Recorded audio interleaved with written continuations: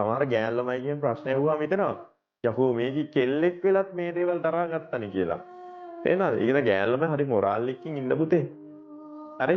ලෝකේ හරීම සාධාරණ ස්ථානයක් නෙවෙයි ගෑන් ළමයිට. හරිද? ගෑන් ළමයිට පට්ට අසාධාරණ ස්ථානයක් මේ ලෝකෙ කියන්නේ.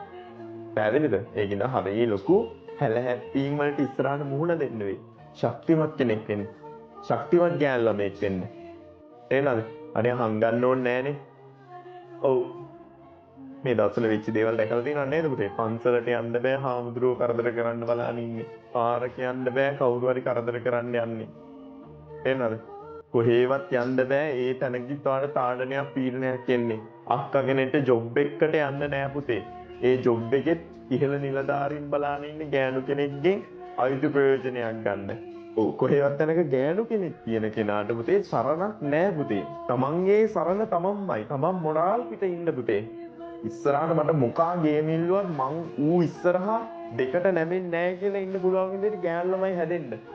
චූටි කාලේ ඉඳන් හිතට දාන්න මොන ප්‍රශ්නේ වුණත් මම මේක විසඳ ගන්නවා. මගේ ජීවිතේ මං අතාරින්නේ නෑ.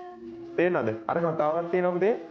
ඔය ගෑනු කෙනෙක් දැන් ඉතින් ප්‍රසාදයක් බැන්දාම මෝඩ මිනිස්සෙක් එක්ක ඔය මෝඩ කොල්ලොත් එක්ක යාළු වෙන්න එපා කියන්නේ ඒකයි. තේරෙනවද? මෝඩ නෙමෙයි මොකෙක් එක්ක යාළු වෙන්න එපා.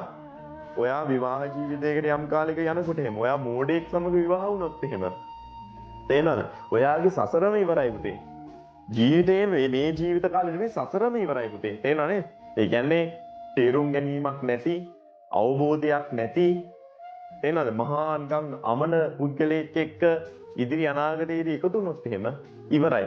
ඔය කතාවක් තියෙනවා ගැහණිය කියන පොත කියවන්න දන්නේ නැති පිරිමියෙකුට හමු වුණොත් එහෙම ඉවරයි කියලා.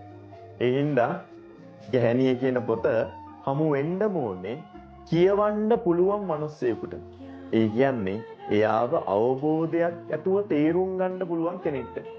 තේරෙනවද? එහෙම නැති වුණොත් එහෙම ඔබ මාර මොරාල් එකකින් ඉන්න ඕනේ ඒ ජීවිතේට මුහුණ දෙන්න. ඒක නෝ කෙල්ලෝ දාලා තියෙනවානේ අරක බෑ මේක බෑ කියලා එහෙම එකක් නෑ. කෙල්ලෝ කියලා නෑ මම උඹලට කවදාවත් දුවේ කියන්නේ නෑ. ඔයාලා හැමෝටම මම කියන්නේ පුතේ කියලා. ගෑනු ළමයිට මම පුතේ කියන්නේ. අයියේ උඹලා පුතාලා හැමෝම. හරි? පුතෙක් වගේ වැඩ කරන්න. දැන් අර ලපටි ලාමක ගෑනු ළමයි නෑ පුතේ සමාජේ. නේද? ගේමින් ඉන්න. කෙල්ලනේ ගැහුවොත් ගහනවා. පැහැදිලි නේද? කාගේත් අතකොළුවක් වෙන්න එපා ඉස්සරහට. ඔය